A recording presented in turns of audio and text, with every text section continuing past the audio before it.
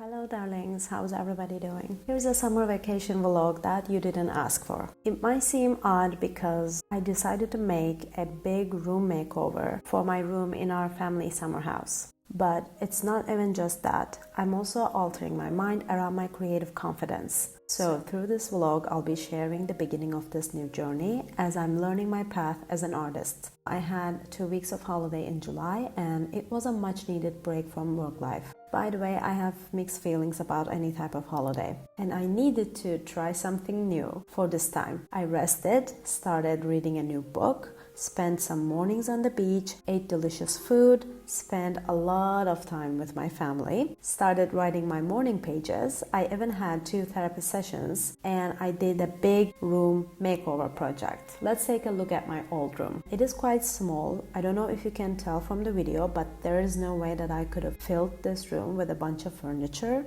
and I really don't like when a place is super crowded. By the way, this furniture was left from the old owner of the house, so I did not pick any of them. But of course, we didn't throw anything away. For example, this closet is now a cloakroom downstairs. I hate store curtains, by the way. They are nowhere near my taste. We just store them in case someone needs them. And this bed and nightstand were moved to my sister's room. Now she has a double bed and 2 nightstands, which is a bonus from this renovation. The only thing that I couldn't change is this floor. So I started designing from there. Oh, have I mentioned it? This is the first time for me that I'm doing a project like this. For an interior, deciding every little detail by myself, etc. It is absolutely amazing and I'm grateful for having an opportunity. I'll walk you through my color palette choice now. I'll be honest, this gray stone floor wouldn't be my choice, but I'm on a budget and have such limited time. So I did a little research to find out how to make a room look warmer despite this gray tone. Nothing professional. I looked it up on Pinterest and I felt closer to yellows. My limited interior design knowledge reminded me to paint one wall a different darker color to give a depth to a small room. So rest of the walls had to reflect this gorgeous light that hit the room from late morning to sunset. I decided to go with butter yellow. Also, one of my windows looks out onto forest and olive trees. I realized that I literally have the richest shades of green on a frame like a painting. I had to play with it.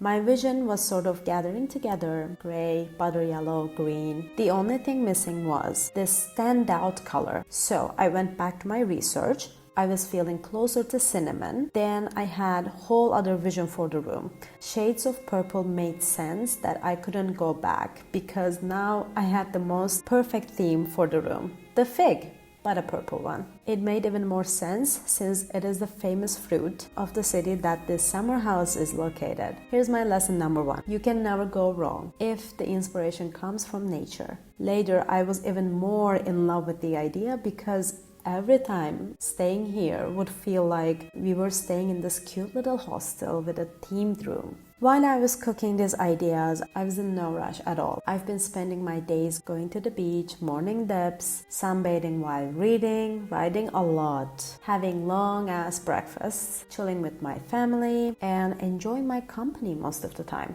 That was lesson number 2. If you have time, just take the time and marinate your ideas. After deciding the color palette, I bought the furniture from IKEA, of course not sponsored, and they will be linked down below if you want to check them out. Although it is a big surprise to Yanka since I didn't say anything except that there will be a huge surprise when he comes. We were thinking about buying this double bed, so I stuck to the plan and it is just literally something that I can decorate with anything really. Like I mentioned earlier, the room is not big, so I went with this 1-door closet and 3-drawer dresser. The color is light beige, but it looks lighter on these pictures. They are a little darker in reality. Again, if you want to change the decoration years later, we can play with these neutral colors easily. I also got my paints and tools to start on the walls. During this holiday, I started reading The Artist's Way. I didn't have any clue about the book except the part that it was recommended by so many creators. I loved it so far. The only thing that is not resonating with me is the author seems to make a religious bridge for creative energy. Other than that, I believe all the other practices have been working for me so far, especially morning pages. I haven't skipped a day, but sometimes it was a challenge. I cut it short, but I still made it, and that will be my third lesson, friends. Every day is different. Some days you will give 20% and some days you will outperform your expectations. Most days will be boringly average or even mediocre. What really matters is letting yourself to be mediocre. That is a big one because when we start something new, we just want to start from being expert, and it's just not fair to ourselves. As the project is shaping, it kind of feels like I'm bringing puzzle pieces together and starting to see the whole image. So, as for the curtains, my mom suggested that we could use her lace that she made for her dowry over 30 years ago. She kept it till today, and I went back to Pinterest to find some curtain ideas that we can make together. I've been loving these half curtains lately. It makes the room cozy and feels intimate, although some of these ideas could be for just decor. I needed my privacy, obviously. I measured the window, tried to calculate angles from outside, but it was a ballpark. I ordered metal sticks for my curtains, and they're silver. I packed my stuff and moved them to the third floor in the guest room. Then we moved this old furniture out of the room with my family's help. During this time, I stayed upstairs. And finally,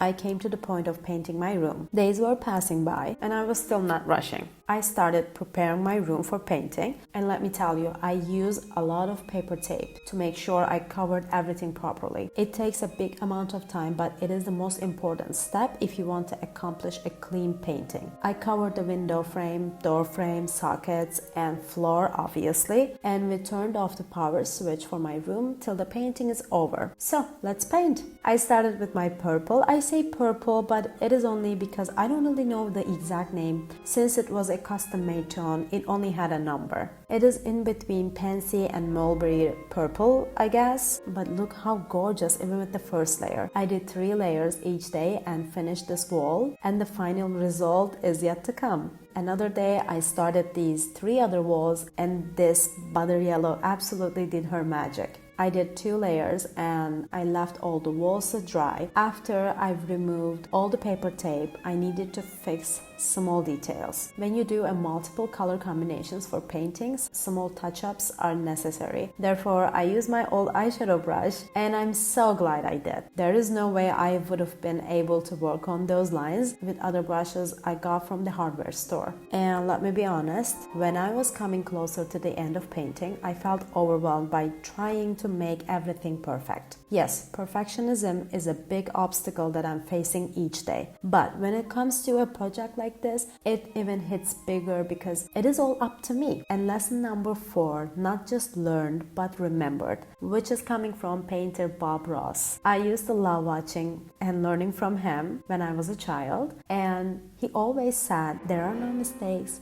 just happy little accidents. And it even got more meaningful because what would have even meant if it was perfect? Where would the human element be? And if there is none, what is the point of me pouring all my labor into it? Believe it or not, I'm happy to see my little happy accidents now. I continued reading my book, and one of the tasks is to have an artist date with yourself. It is totally up to you.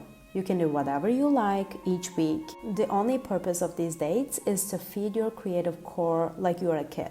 I saw the opportunity to make a few art pieces that I could hang up on the walls. So I bought some clay, and when I was at the beach, I collected stones. I decided to make a little fig, and I collected little white stones for the fig's little seeds. And I also collected stones that are closer to Yanka's eye color and mine. I spent this artist date making art like a child. And even just giving myself this opportunity, time, and sources made my inner child feel seen. I had a wonderful time. After this painting finished, my dad drilled through the window and we hung metal sticks. Meanwhile, my mom started on the curtains and she actually hand-stitched all of them. She is so talented, and my curtains turned priceless and more unique. Because the painting lasted longer than I thought, we had limited time left, so for the last couple days, me and my family worked pretty intensely. My not rushing or stressing out phase went right off the window. I started building up the furniture right away. I started from the bed and moved to 2 other pieces of furniture. I got help from my dad and my sister on that,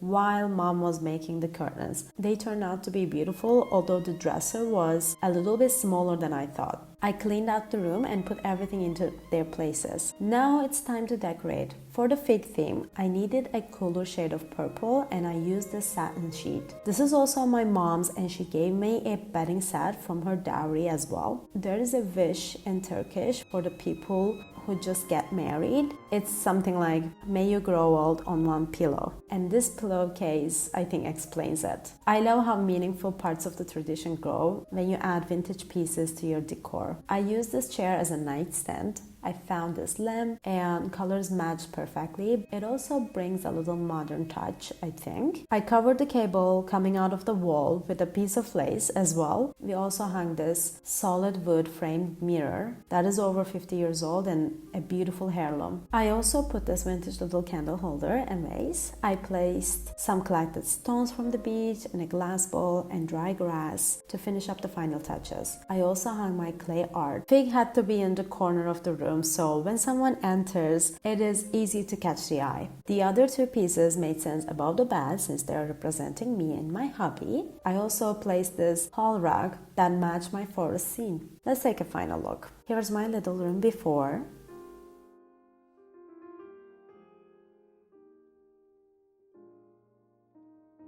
Here is now. I love seeing my imagination coming to life, and I'm so happy that Yank loves it as much as I do. The final lesson is absolutely appreciation, because no matter how big or small your creative work is, you have to take your time to appreciate your ideas, your work, and your bravery. As humans, we have tons of ideas, but the real magic happens when we give them an opportunity to be seen and experienced. This is how we express ourselves, how we claim our space, and how we live.